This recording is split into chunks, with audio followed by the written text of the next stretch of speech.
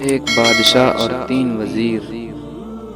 ایک دن بادشاہ نے اپنے تین وزراء کو دربار میں بلایا اور تینوں کو حکم دیا کہ تینوں ایک ایک تھیلا لے کر باغ میں داخل ہوں اور وہاں سے بادشاہ کے لیے مختلف اچھے اچھے پھل جمع کرے۔ وزراء بادشاہ کے اس عجیب حکم پر حیران رہ گئے اور تینوں ایک ایک تھیلا پکڑ کر الگ الگ باغ میں داخل ہو گئے۔ پہلے وزیر نے کوشش کی کہ بادشاہ کے لیے اس کی پسند کے مزیدار اور تازہ پھل جمع کرے اور اس نے کافی محنت کے بعد بہترین اور تازہ پھلوں سے تھیلا بھر لیا۔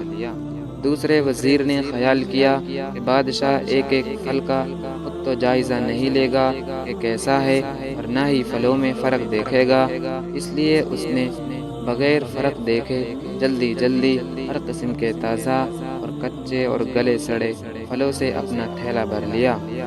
تیسرے وزیر نے سوچا کہ بادشاہ کی توجہ صرف تھیلے کے بھرنے پر ہوگی، اس کے اندر کیا ہے اسے بادشاہ نہیں دیکھے گا۔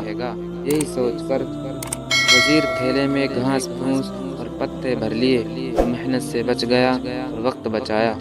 دوسرے دن بادشاہ تینوں وزراء کو اپنے تھیلوں سمیت دربار میں حاضر ہونے کا حکم دیا۔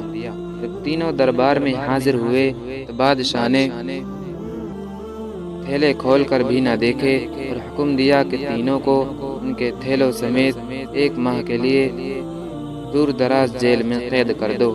اب اس دور دراز جیل میں تینوں کے پاس کھانے پینے کے لیے کچھ نہیں تھا سوائے اس تھیلے کے جو انہوں نے جمع کیا تھا۔ اب پہلا وزیر جس نے اچھے اچھے پھل چن کر جمع کیے تھے وہ مزے سے اپنے انہیں پھلوں پر گزارا کرتا رہا یہاں تک کہ 1 ماہ بآسانی گزر گیا۔ دوسرا وزیر جس نے بغیر دیکھے تازہ خراب تمام پھل جمع کیے تھے اس کے لیے بڑی مشکل پیش آئی۔ کچھ دن تو تازہ پھل کھا لیے لیکن پھر کچے اور گلے سڑے پھل کھانے پڑے جس سے وہ بہت زیادہ بیمار ہو گیا اور اسے بہت تکلیف اٹھانی پڑی۔ تیسرا وزیر جس نے اپنے تھیلے میں صرف گھاس پھوس ہی جمع کیا تھا وہ کچھ دن بعد ہی بھوک سے مر گیا کیونکہ اس کے پاس کچھ کھانے کو نہ تھا۔ اب آپ اپنے پاس سے پوچھئے آپ کیا جمع کر رہے ہیں؟ آپ اس وقت اس باغ میں ہیں جہاں سے آپ چاہے تو نیک اعمال اپنے لیے جمع کریں اور چاہے تو خراب اعمال، مگر یاد رہے جب بادشاہ کا حکم صادر ہوگا تو آپ کو اپنی جیل قبر میں ڈال دیا جائے گا۔ اس جیل میں آپ اکیلے ہوں گے جہاں آپ کے ساتھ صرف آپ کے اعمال کی تھیلی ہوگی، تو جو آپ نے جمع کیا ہوگا وہی آپ کو وہاں کام دے گا۔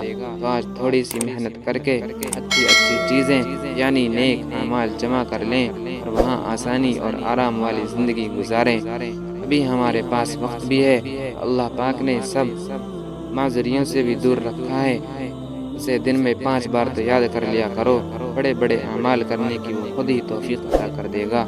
اللہ پاک ہمیں سمجھنے کی توفیق عطا فرمائے، آمین۔